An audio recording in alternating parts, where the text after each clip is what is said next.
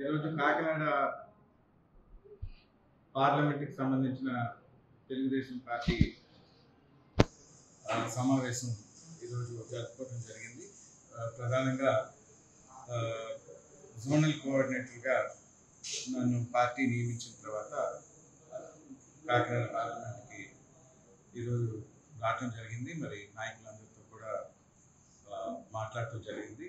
ముఖ్యంగా ఎన్నికలు దగ్గర పడే తరుణంలోని పార్టీని పూర్తి స్థాయిలోని ఎన్నికలకి తయారు చేయటం భాగంగా ఈరోజు మేమందరం కూడా చర్చించుకొని మరి రాబోయే రోజుల్లో ఇంకా పార్టీ కార్యక్రమాలు, ప్రచార కార్యక్రమాలు ముమ్మరం చేసి ఏదైతే తెలుగుదేశం పార్టీ జనసేన పొత్తు ఉందో ఈ పొత్తు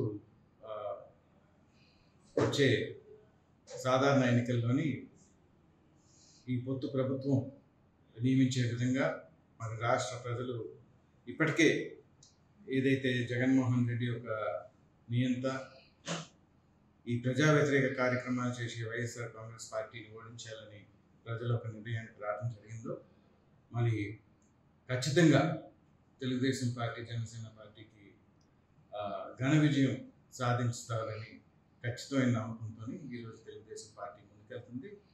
మరి ముఖ్యంగా కాకినాడ పార్లమెంట్కి సంబంధించి కూడా కాకినాడ పార్లమెంట్ కానీ లేకపోతే ఏదైతే 7 శాసనసభ స్థానాలు ఉన్నాయో 7 కూడా క్లీన్ స్వీప్ తెలుగుదేశం పార్టీ చేస్తుందని విశ్వసిస్తున్నామని మీకు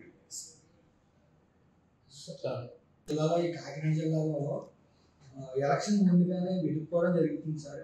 ఈ తెలుగుదేశం పార్టీ తరఫున ఇక్కడ రాజప్ప మీరు చెప్పింది వాస్తవమే. పార్లమెంట్ స్థాయిలో కూడా పనిచేసే నాయకులు ఉంటే బాగుంటుంది.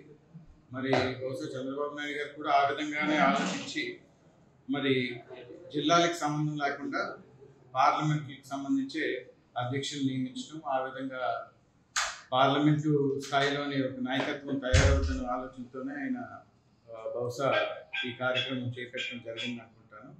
కాబట్టి పార్లమెంట్ స్థాయిలో కూడా తెలుగుదేశం పార్టీకి ఇప్పటికే ఏదైతే ఈ అధ్యక్షుల్ని నియమించడం జరిగిందో తద్వారా పార్లమెంట్ స్థాయికి కూడా నాయకులు ఉంటారు. పార్లమెంటు అభ్యర్థిగా వాళ్ళని ప్రకటించే అవకాశం కూడా ఉంటుందని భావిస్తాను. జగన్మోహన్ రెడ్డి గారు చాలా ఆశతో భువనేశ్వరి గారి వ్యాఖ్యల్ని చాలా సరదా పడినట్లుగా కనిపిస్తుంది. భువనేశ్వరి గారు చిత్తూరు పర్యటనలోని మరి ముఖ్యంగా కుప్పంలోని వారు ఏ అర్థంతో అన్నారో, వారు ఏ విధంగా సేవ చేయడానికి సిద్ధంగా ఉన్నారో, గత ఎన్నో సంవత్సరాలు బట్టి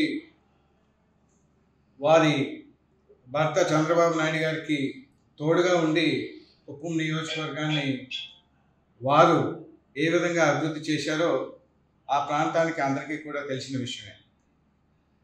మరి దాన్ని ఇంకో రకంగా అర్థం తీసి జగన్మోహన్ రెడ్డి గారు ఏదో చంద్రబాబు నాయుడు గారు రెస్ట్ తీసుకుంటారు కాబట్టి ఆయన ఏదో సరదా పడే పరిస్థితి ఏదో జగన్మోహన్ రెడ్డి గారికి ఉందేమో, కానీ స్పష్టంగా రాష్ట్ర ప్రజలు జగన్మోహన్ రెడ్డి గారికి రెస్ట్ ఇవ్వడానికి ఇప్పటికే నిర్ణయించారు. కాబట్టి ఏదో భువనేశ్వరి మేడం గారు అన్నారు లేకపోతే ఇంకెవరో అన్నారని మీరు సరదా పడద్దు. మీకు రెస్ట్ వచ్చే సమయం ఆసన్నమైంది. త్వరలోనే జనాలు ఓటు రూపాన మీకు రెస్ట్ ఇచ్చే పరిస్థితి కల్పిస్తారని జగన్మోహన్ రెడ్డి గారికి తెలియజేస్తారు.